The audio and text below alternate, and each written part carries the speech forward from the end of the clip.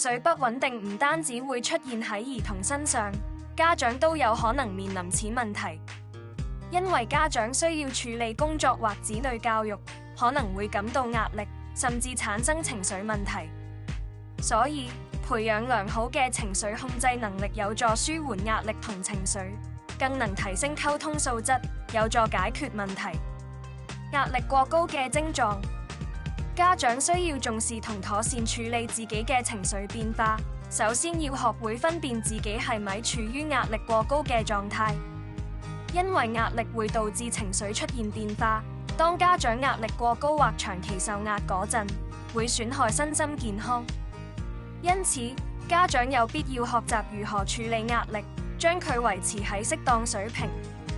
壓力過高嘅症狀可以分為以下幾個方面：一、身體方面，肌肉繃緊疼痛、頭痛、肩背痛、心跳以及呼吸急促、腸胃不適、失眠或睡眠過多，經常感到疲倦。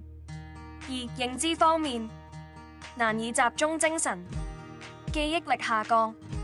三、情緒方面，容易波動、焦慮不安、煩躁、易怒、情緒低落。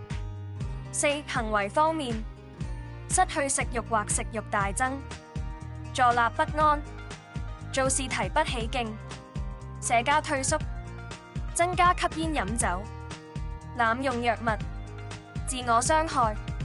檢視情緒及壓力來源。當家長發現自己壓力過大嗰陣，需要及時尋找壓力來源，避免情緒持續波動。以下係處理壓力嘅幾種方法：一、五常法，常留意身體警告信號，注意自己係咪深陷壓力漩渦。常喚停負面想法，唔好將事情諗得太負面，避免墮入思想陷阱，令自己嘅情緒持續低落。常自我反問，以自我反問嘅方式嚟糾正自己嘅負面思想，而且呢種方式可以調整對看待事件嘅觀點同角度。常分散注意力，將焦點從壓力源頭移開，例如散步、聽音樂、洗澡等方法嚟轉移注意力，避免壓力持續增加。常備金句，挑選一啲令自己變得正面積極嘅金句，將佢哋寫低，並放喺顯眼地方或隨時攜帶，以提醒自己。二、建立合理期望，維持平衡。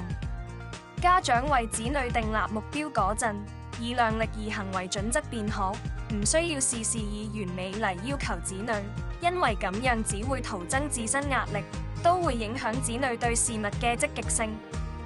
拒絕超載，父母應避免向子女作出過多承諾，因為咁會令自身負擔過重，無法應付自己隨口答應子女嘅事情。三、提升處事能力。家長可以將事情分好先後次序，按迫切性同重要性嚟排列作業，然後依次完成。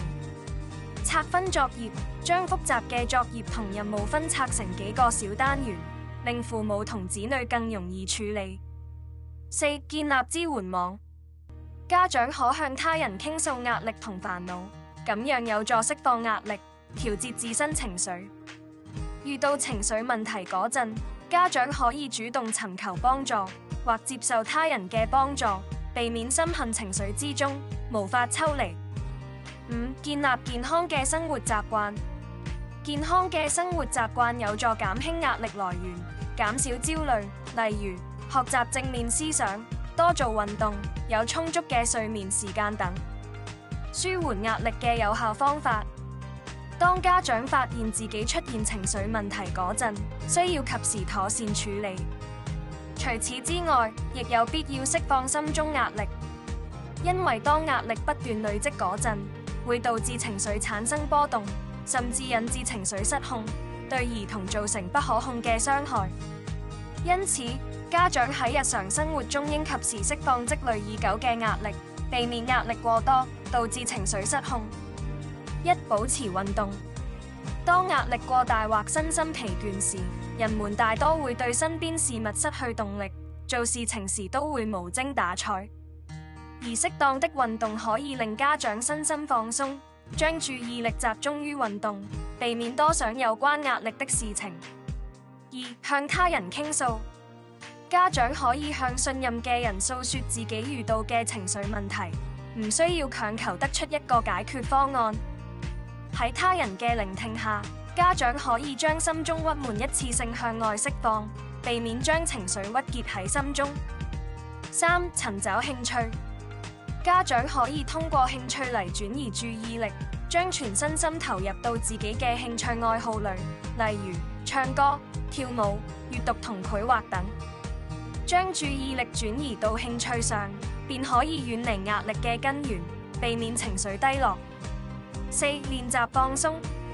家長可以通過專注與放鬆嘅練習嚟釋放壓力，例如練習冥想、靜默、瑜伽等。以瑜伽為例，喺練習瑜伽動作嗰陣係需要搭配呼吸吐納，所以當下人們會沉浸其中，不其然咁忘卻外界嘅煩惱。面對情緒問題，不論係家長定係子女，都需要及時妥善應對，避免積累情緒或壓力，令其成為不可控嘅危險品，等待某一天嘅爆發。因此，家長面對唔愉快或唔舒服嘅事情嗰陣，要懂得尋找問題根源，並以積極嘅態度去面對同解決，唔好因為其他嘅原因便屈就自己，造成情緒問題。